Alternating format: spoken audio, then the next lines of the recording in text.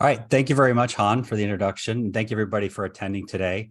As this is going to be going to jump into a demo. If John, you want to jump to the next slide. Yeah. So before we dive straight into demonstration and the product, just do a quick overview of what Chronosphere is, what we do. So we are a observability platform. We support ingesting metric and tracing data in open source formats. So if you're using things like Prometheus and OpenTelemetry today, we're fully compatible with those sources.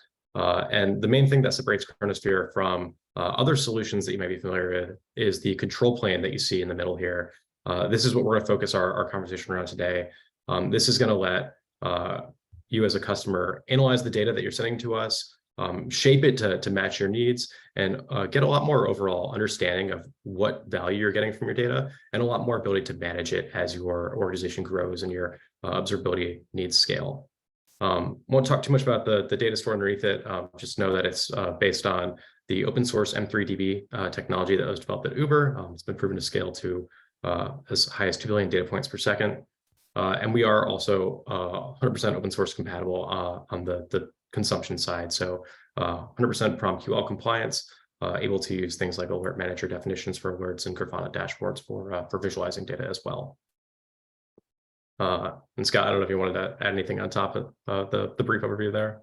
No, I mean, we're going to go over the control plane, which, is really important in the new world of cloud native. And so we're going to walk you through a lot of the features, but also talk to you about why they're important in with regards to cloud native. So if you're new to this, you're just getting started, I'm going to give you a preview of some of the things that the challenges you might run into. And this is why some of the features that you'll see today, we built to address those.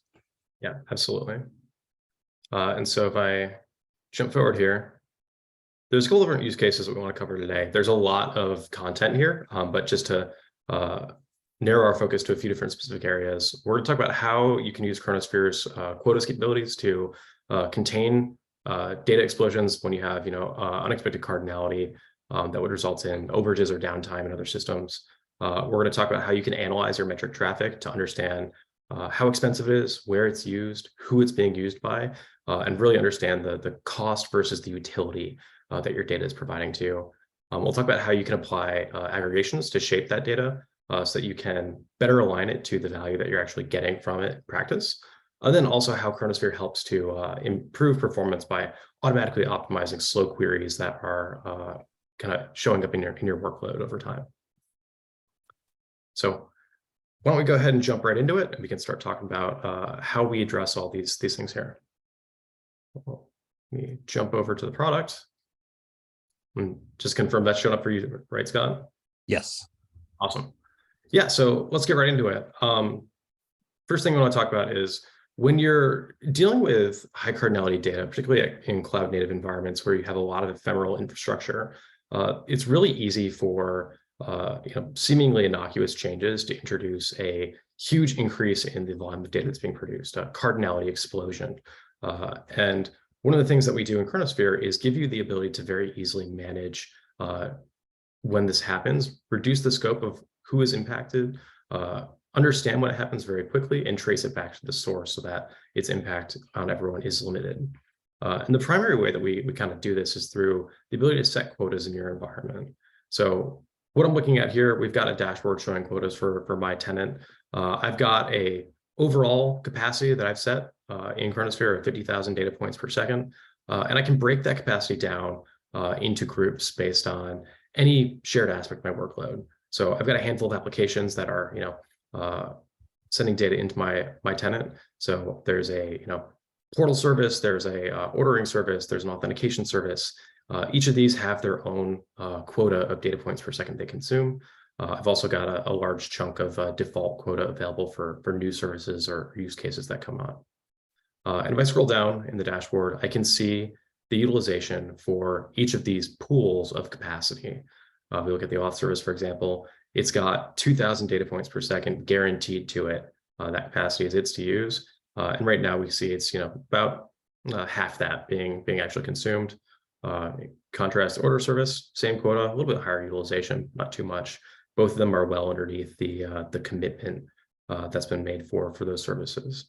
And I say this in terms of a commitment because the way that this works is if I am the order service and I have 2,000 data points per second that I'm allowed to send, and there is a cardinality explosion somewhere else in the system, say the auth service adds a new metric or a new label, and the volume of data that is being produced in my tenant increases, significantly, 10 times or 100 times, and we exceed the capacity for the entire tenant that I've set, it's not going to impact my order service here at all. My capacity for the order service is guaranteed. The system is going to protect it. It's going to protect my experience as well. What happens is the auth service, where the problem was introduced, is where we're actually going to see the quota impact take place. So I'm allowed to exceed this 2,000 writes per second quota for the auth service as long as there's room available in the tenant overall. But when we hit that threshold, the top line that we saw at the very top of the dashboard, we'll actually start to enforce this quota, and it'll just start to shed additional data points that are being written in by the auth service. So in the context of a cardinality explosion, something like that, what this means is that only the auth service is going to get impacted. Everyone else's capacity is protected. And because we have information showing how much data each service, each pool of quota is emitting, it's very easy for me to track and set up alerts around this as well. So if my auth service is getting close to its quota limit, if it exceeds it, if we start dropping data, these are all very easy conditions that we can look for and alert on so that the owner of that service gets notified very quickly and they can go in and take a look at what's happening in more detail. I think a good point here to make too is that we're kind of shifting, like we're delegating responsibility, right? Something that hasn't really been done before. It was generally developers would, deploy, create metrics. All metrics are important, right? So nothing ever got dropped and everyone just kept consuming and the price cost and data volumes kept going up and up. They never had any context for understand how their changes were actually making or impacting the overall system. And so I think what this helps to do is start to put some focus by those service team developers on what the metrics that they're creating are actually, how much volume there, what are they costing, right? So they can start to see that. And then I think is also, do you want to talk a little bit about what's coming in terms of like prioritization, like how that can help them so that it's not just a, the most important metrics are being dropped. Yeah, absolutely. Yeah, so the way that this works, right, is it's designed to reduce the scope of an issue. If somebody introduces a problem and all of a sudden the volume of data is completely out of whack, we're going to minimize, who can be impacted by that to just the area where it was introduced. But that doesn't mean that we want, the auth service to have a all hands on deck fire. We want to make sure that they can still get critical visibility into that service. So you have critical metrics that are part of this workload that are going to be used for things like, alerting you about how the system is behaving and making sure the service is available and not in an error state. Those metrics we want to preserve. Other stuff might be less valuable, and that's where we want to apply quota enforcement. And so that's something that's actually coming soon in the platform. Is you'll be able to enforce priorities and say, these are the metrics that are high priority to me. I care about them. I use them in my alerts. The other things are less important. It's okay if that data actually gets dropped as part of quota enforcement if there's an issue.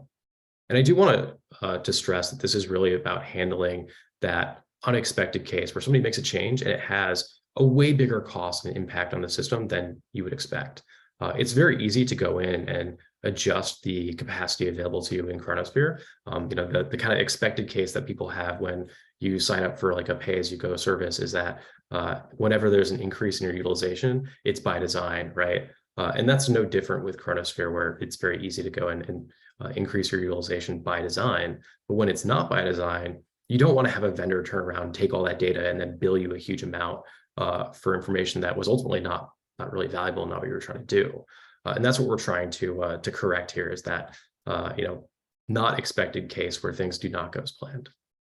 Yeah, and to reiterate, if there's extra capacity in the system by default, you will be allowed to exceed that quota. You'll get notified, and then you have time to remediate it. But it's in those cases where you're maybe right at the edge where it's a hard quota set. So, but that's up to the administrators. Yeah, exactly. Cool. But there's also great things. There's also things you can do, right? So if this is happening, then we're going to move on to that next, which is interesting because it's not just, oh, it's just going to get dropped and there's nothing I can do about it. You can actually do things and start to analyze and look at it and make changes. And so why don't you go into that next? Yeah, absolutely. So I mentioned before that you can alert on when you're getting close to your quota or when you're exceeding it. Just to show an example of what that would look like.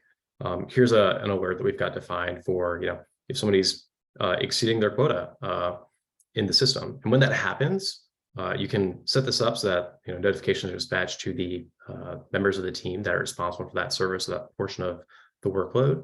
And they can go into Chronosphere very quickly and understand what has shifted in their traffic that's causing them to send more data than they anticipate. One of the main things that we have available in the platform to help with that is our metrics analyzer. There's actually a link in my alert that takes me right there. What this will let me do is I can take a look at the live traffic that's actually coming into Chronosphere in real time and understand the metrics that are involved, how much they cost, what dimensions they have associated with them, and what the cardinality of those dimensions looks like. So you can see here, for example, I'm looking at the ordering services traffic. So here's all the metrics that we see that are associated with that application. On the left-hand side, here's all the dimensions that we see associated with the metrics that are coming in and their cardinality. There's some obvious things in here like name, cluster, availability zone, and I can sort these to see what the highest cardinality dimensions are, like instance here, 34 unique values. John, we have a question, and please do ask questions. We should have put that at the beginning. Someone asked, what does cardinality explosion mean? Maybe we should define that just to be clear. Yeah, absolutely. So a cardinality explosion, what we mean when we talk about that is if you have a metric that you're tracking, say let's do something specific. Say you're looking at the request per second going into a particular service. You're going to have different dimensions that you add to that metric to understand requests per second broken down by different things.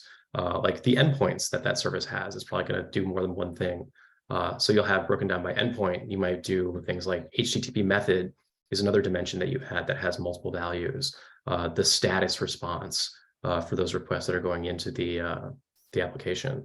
All of these dimensions that we add have some number of values that you can track them by. And the total across all of them ends up being the cardinality of the metric. And it's not additive, it's multiplicative. So if I have one service with 5 endpoints and there's 2 different HTTP methods for each endpoint and 5 different status codes, then you've got 5 times 5 times 2 different time series that you're tracking in that example. You start adding additional instances of the service, then you're going to have that for every single container, every single instance of the service that you're running too. If I go and add another dimension to it, like say, hey, I want to know what users associated with the request. That might be something that is way too many unique values. There's too many users that could be requesting in the service where the number of time series that you're tracking has now increased significantly. Let's say there's 10,000 users that could be requesting in the service. You've got 5 times 5 times 2 times 10,000. That would be a cardinality explosion. We've significantly increased the amount of data that is being tracked by that particular metric in the system. Or you can add a new metric. It could be just purely starting from nothing, and it's just much more expensive than you expected because there's more unique values than you anticipated. And these are pretty common in a cloud native environment, right? I mean, as you break teams into smaller teams and they're focused on smaller services, doing independent employments frequently, cardinality explosions become kind of the norm because people are introducing new values and metrics and not understanding how they impact it in production, right? Yeah, it's super easy to do this. You don't understand the cardinality of a metric as it exists.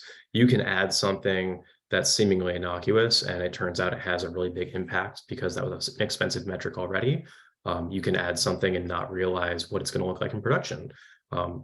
It's very easy to go and do something and test it out in a local dev environment or a staging environment where the cardinality is much smaller, and then production, proves that your staging environment is not production-like. And so you get, 100 times more time series than you were expecting. This happens all the time. And to your point, Scott, the more teams, the more services, the more changes you have going going on, the more chances there are that somebody's going to make a mistake and do something that's really expensive. Yeah, and that's one of the main use cases for this this analyze incoming and the metrics analyzer. So that's what we're talking about here. Yeah, exactly.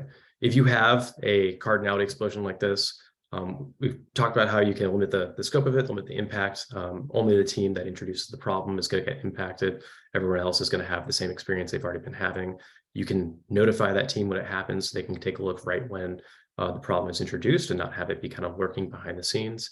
And when you do have something like this show up, it's going to be really obvious here. I don't actually have a cardinality explosion on my screen, but you can see that it's very easy for me to see dimensions with a lot of unique values. It's easy for me to see if there's a metric that is particularly expensive in terms of the number of data points per second that is generating.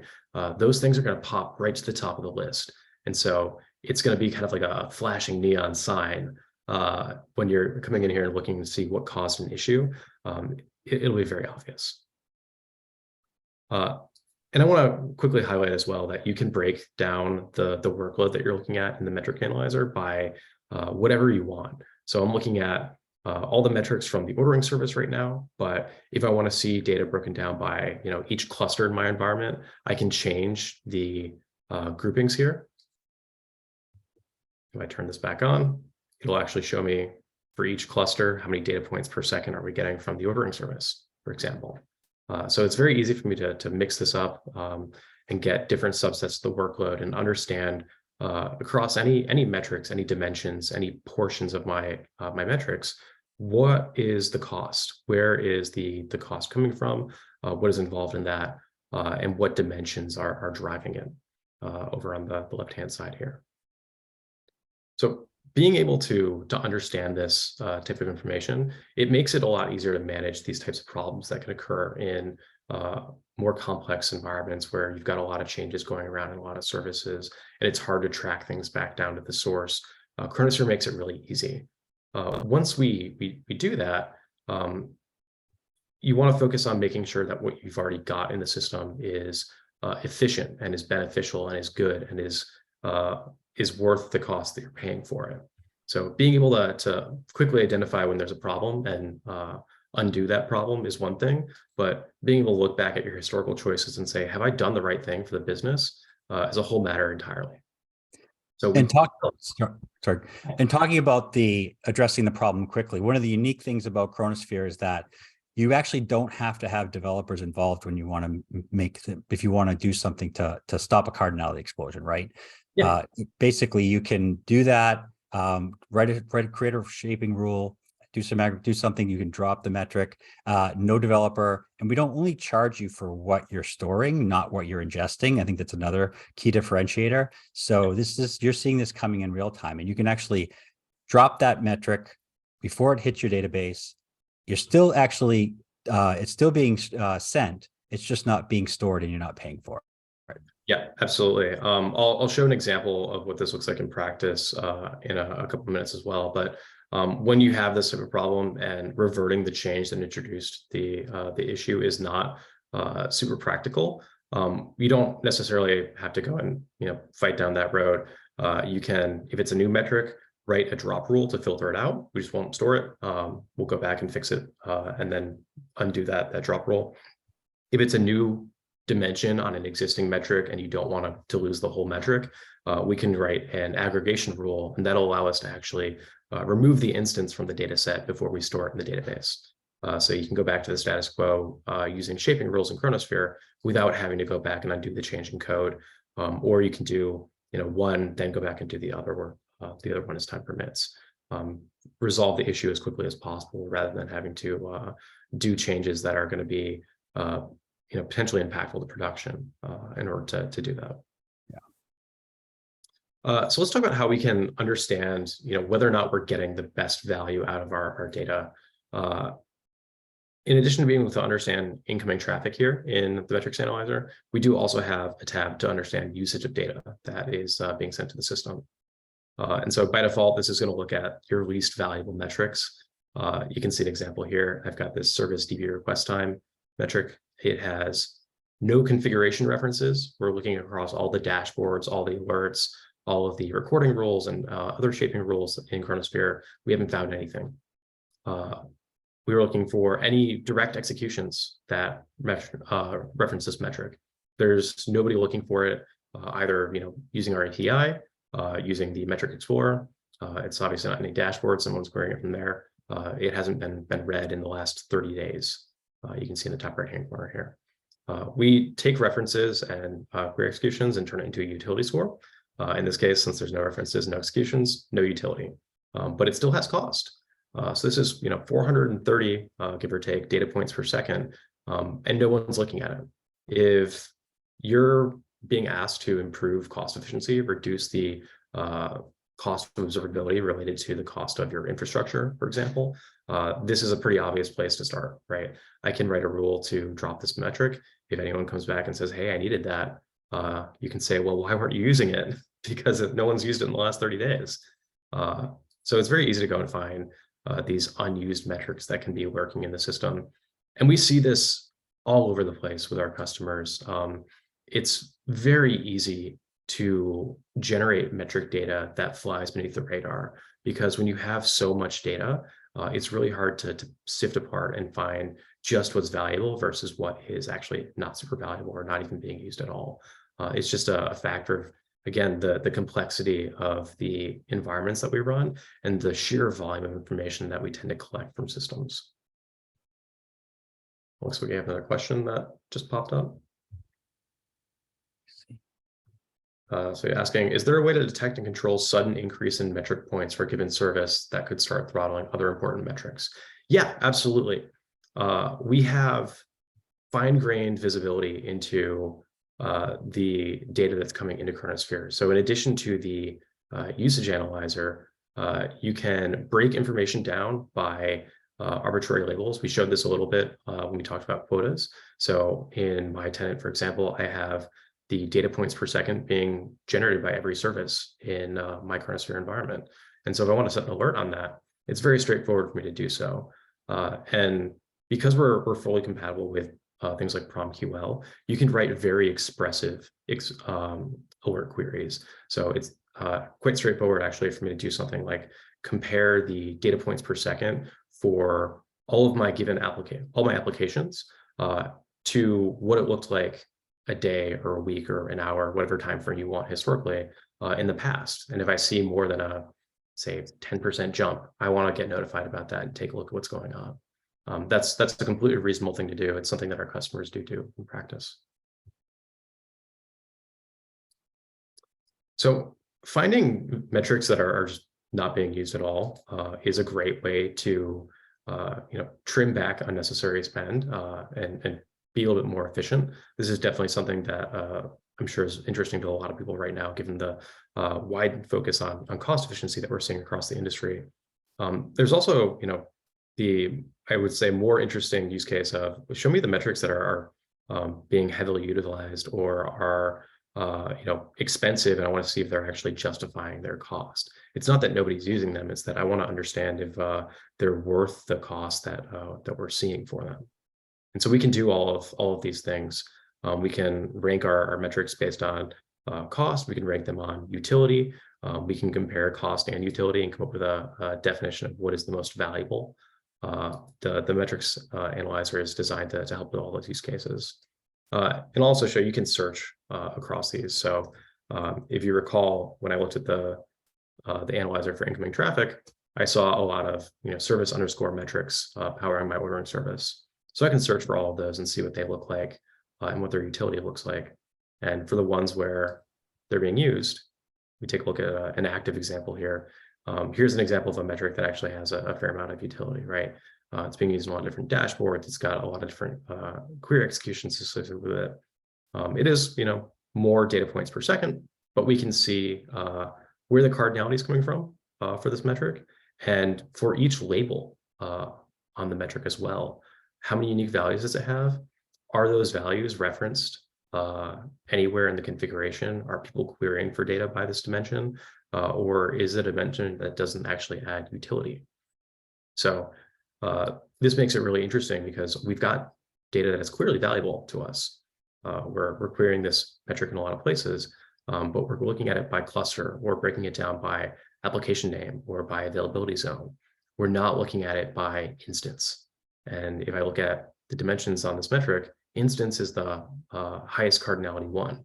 This is contributing a lot of cost, but it's not actually driving any value for me.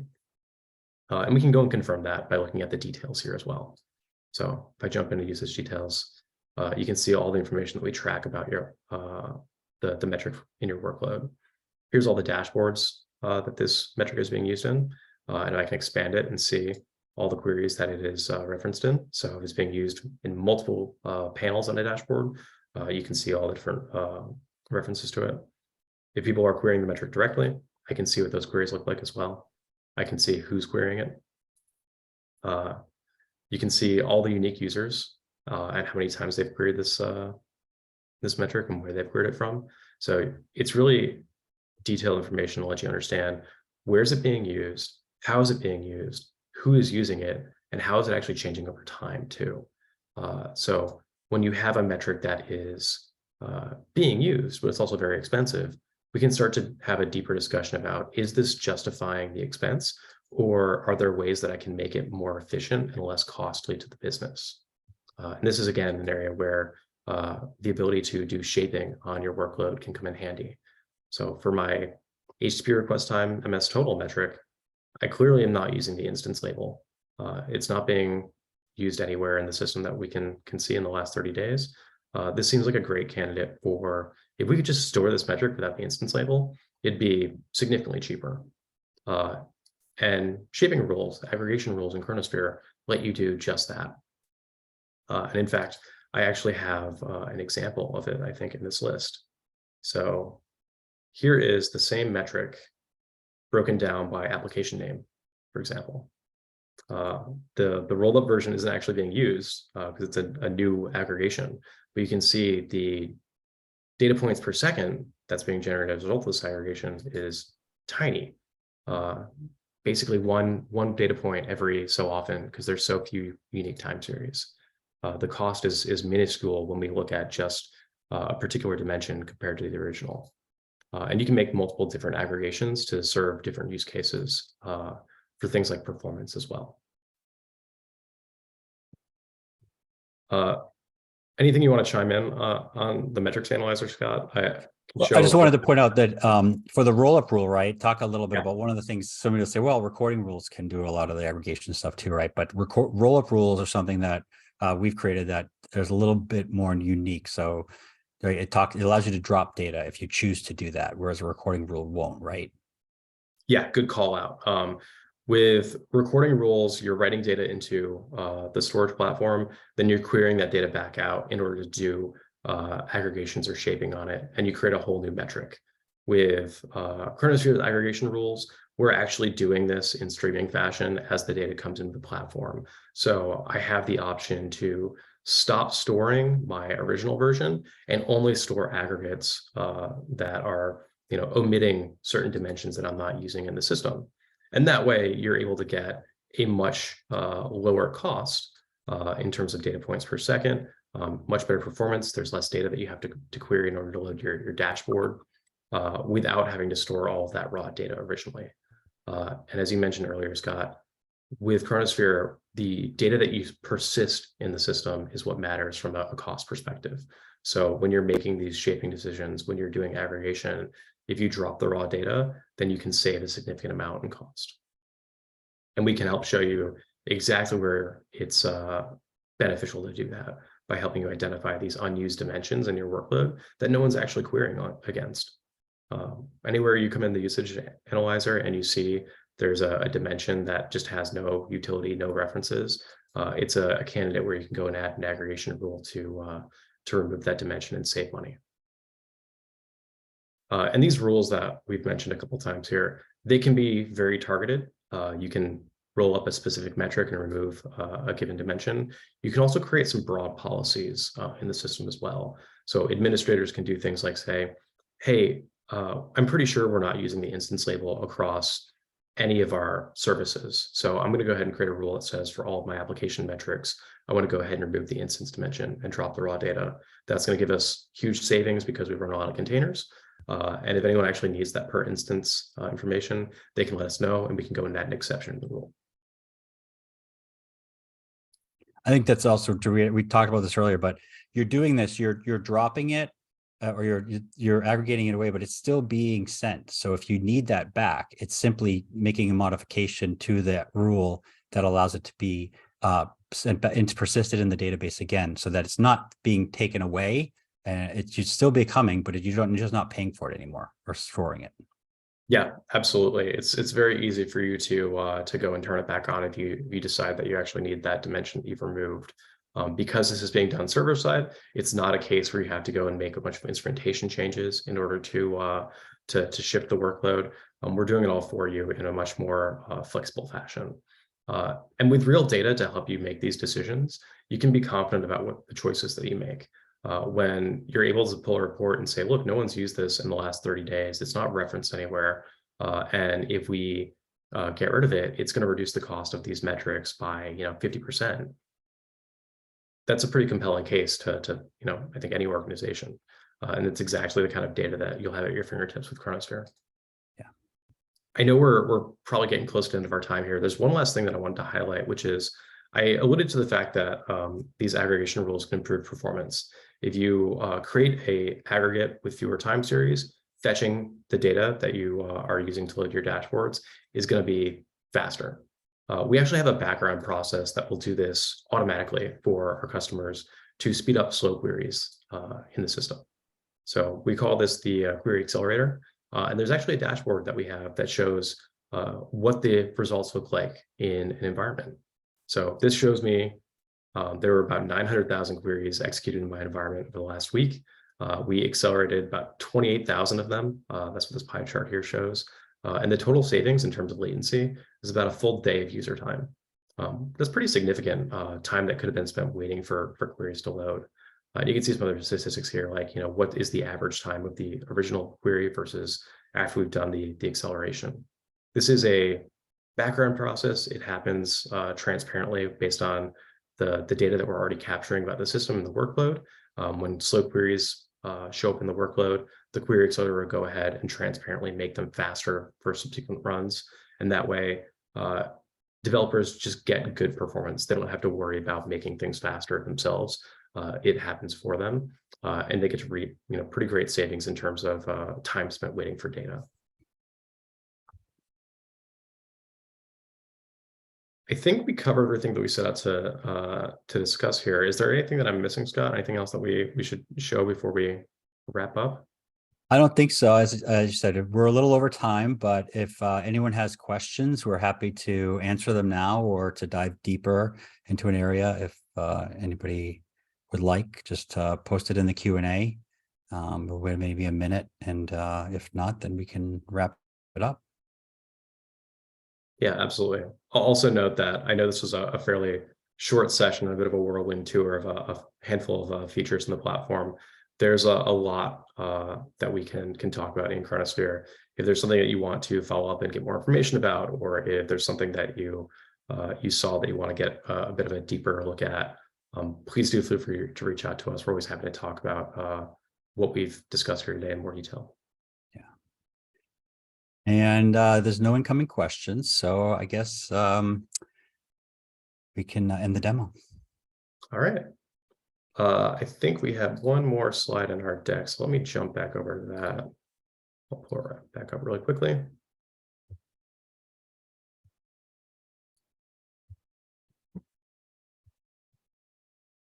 So we have another upcoming webinar in April for folks that were interested in this demo. If they enjoyed it. We do these, I think, every month or so, right, Scott? Yeah, I think the cadence is monthly right now.